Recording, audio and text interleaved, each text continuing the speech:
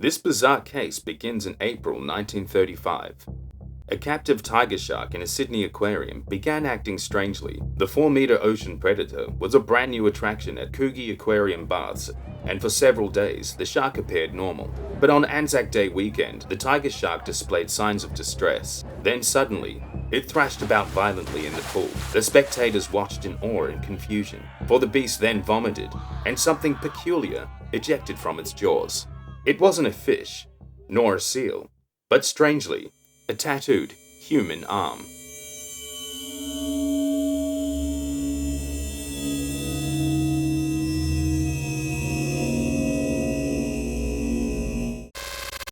Welcome back to another episode of Sydney's Criminal Underworld here on Shadow Matter. The case of the tiger shark at Coogee in Sydney is probably one of the strangest that involved the criminal underworld of Sydney.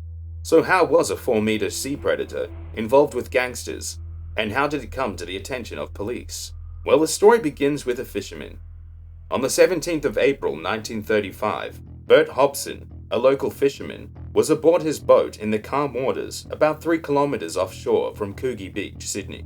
Bert threw his line into the water, hoping for a big catch. He felt something bite and began to reel it in. What he caught was a small shark. As he was reeling in his catch, a larger tiger shark ate the small shark and was now hooked on Bert's line. The tiger shark measured some 4 meters in length, making it quite an impressive catch. The fisherman decided not to release it, but instead to take it to his brother Charles, who ran the local Coogee Aquarium and swimming baths. When Charles laid eyes upon the shark, he didn't see just a shark. He saw a lucrative revenue stream. At the time, shark paranoia had gripped the beachgoers of Sydney.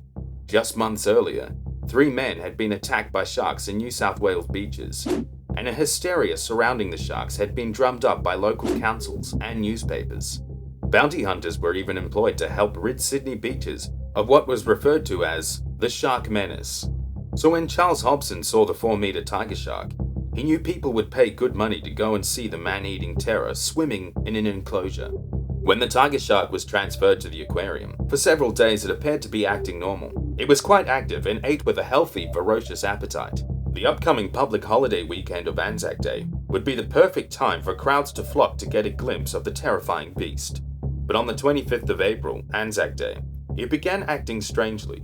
It appeared ill, moved slowly, and was seemingly disoriented.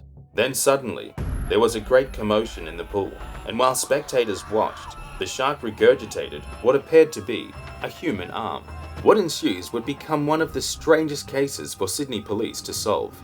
At first, one might be forgiven for thinking the shark had simply swallowed another one of its victims, and that's exactly what everyone thought at the beginning. However, when a medical examination revealed that the arm had not been bitten off by shark teeth, but rather it had been cut clean, perhaps by knife or another sharp tool, the police had now been called, and the recent medical examination's discovery had turned the situation into a murder investigation. So where to begin? And if the shark wasn't responsible for the death of the unknown victim, then who was? Police spoke to the manager of Coogee Aquarium, which ultimately led them to Bert Hobson, the fisherman who caught the shark, but inevitably, this turned out to be a dead end. So the investigators took a closer look at the severed arm. The medical examiners had determined that the arm had been in the shark's stomach for an estimated period of 8 to 18 days. The highly acidic gastric juices of the shark's stomach had not managed to destroy the arm, and in fact, another clue was still clearly visible. What the investigators noticed was a small tattoo of 2 boxers sparring in a ring. The hand on the arm also still had visible fingerprints, and so police set to work on trying to identify the owner of the mysterious arm. Photos of the tattoo were printed in a Sydney newspaper, and after reading the article, one Edwin Smith contacted police believing that the tattoo matched that of his missing brother, a lightweight boxer and small-time criminal, James "Jimmy" Smith. A fingerprint match confirmed Edwin's claim. This put investigators onto a path that would lead them into Sydney's criminal underworld. As discussed in previous episodes of the series, during this time, Sydney's criminal underworld was populated by sly grog traders, razor gangs, drug traffickers, standover men, illegal bookmakers, armed robbers, and illegal gambling establishments, just to name a few. Jimmy Smith was well known to police as a criminal operating within this world. Smith was born in England but emigrated to Australia, where he took up a job as a builder, but later became involved with illegal bookmaking and a number of other criminal activities. Smith was reported missing on the 8th of April by his wife Gladys, who also confirmed the identity of the severed arm. Police investigations found that Smith was last seen drinking at the Cecil Hotel in Cronulla with his longtime friend Patrick Brady, who was also known to the law as an expert forger. The pair then returned to a cottage rented by Brady on the shore of Gunnedah Bay. The key link for the police's investigations was the information they received from a Cronulla taxi driver. According to the driver, Patrick Brady was last seen the morning after Smith's last known sighting. Brady hailed the taxi in Cronulla and was asked to be taken to North Sydney, where the driver was instructed to pull up outside a house. The police went to investigate the address of the house, and it turns out that the property belonged to the owner of a boat building business, Reginald Lloyd Holmes. Holmes was a rather respectable businessman in the community and ran a highly successful boat building business on the harbour foreshore at McMahon's Point on Lavender Bay. But police made another connection to Holmes, as he was also known to control a lucrative smuggling ring. Using the speedboats built in his boat shed, he would employ other criminals to drive the boats to certain points to pick up narcotics, cigarettes, and other illegal contraband that had been thrown overboard from ships passing off Sydney heads. One of the criminals Holmes used to employ was none other than Jimmy Smith. The police, believing they had located their two suspects, arrested Patrick Brady and brought him in for questioning, with Holmes being brought in later. The police believed that the trio were involved in insurance scams, and after a falling out, it appeared that Smith had been blackmailing Holmes, using his societal status as leverage. When Holmes was brought in for questioning, he denied ever knowing Smith or Brady, and for 4 days, the case stalled, as police only had circumstantial evidence to charge Brady. If the beginning of this case didn't seem strange enough, it was about to get a lot stranger. On the 20th of May, Holmes left his boat shed in a very fast speedboat, sped out into the harbour, and pulling out a pistol, attempted suicide. The bullet flattened against his forehead, and he was merely stunned.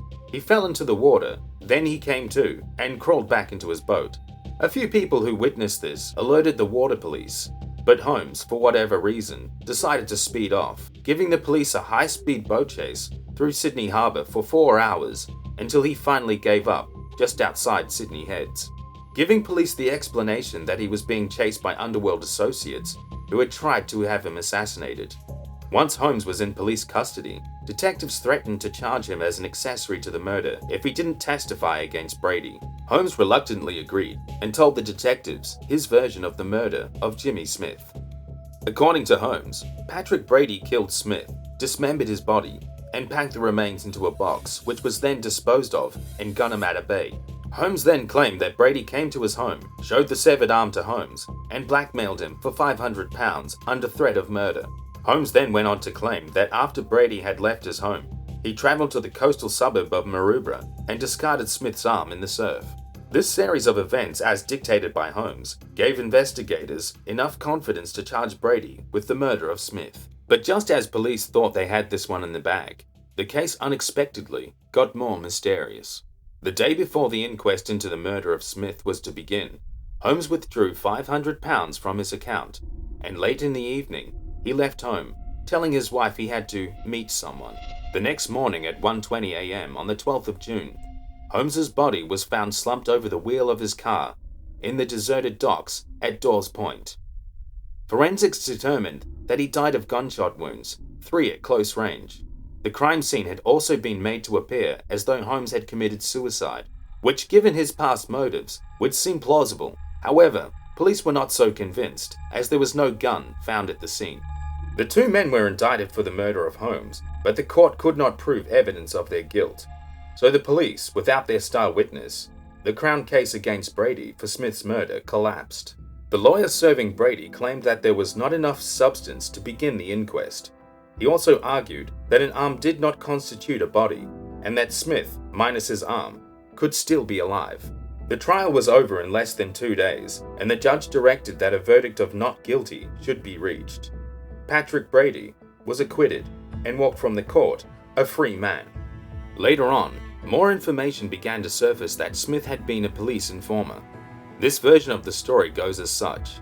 Smith had been cooperating with police to catch some of Sydney's most notorious underworld figures. Apparently, he informed on one Eddie Wayman, a dangerous criminal involved in many armed robberies. You might remember this Eddie Wayman from a previous video in our series of Sydney's criminal underworld. If you haven't seen it, a link will be provided in the description below. As a result of Smith's informing, Wayman and one of his mates were caught red-handed robbing a bank. It is speculated that word got out about Smith's informing, and his death was likely a retribution ordered by Wayman. The two crimes have never been formally linked, but there are those who believe that Wayman was a key suspect in the case. Of course, we'll never know the full story, as Wayman was shot and killed by Australia's first gangster, Chow in 1945. So what became of the tiger shark? In April 1935, soon after the initial incident at the aquarium, the shark became ill and was killed. A post-mortem revealed the remains of another small shark, a few fish bones, but no other human remains. Patrick Brady retained his innocence adamantly in the murder of Jimmy Smith until his death in 1965. The bizarre case of the shark arm mystery remains officially unsolved. What do you think happened? Let us know in the comments below. This has been another episode of Sydney's Criminal Underworld here on Shadow Matter. If you liked this episode, then please give it a thumbs up and don't forget to subscribe to see more content like this, and also check that notifications bell to keep up to date with the latest videos. And together, we can explore the strange, the terrifying, the unknown, the Shadow Matter.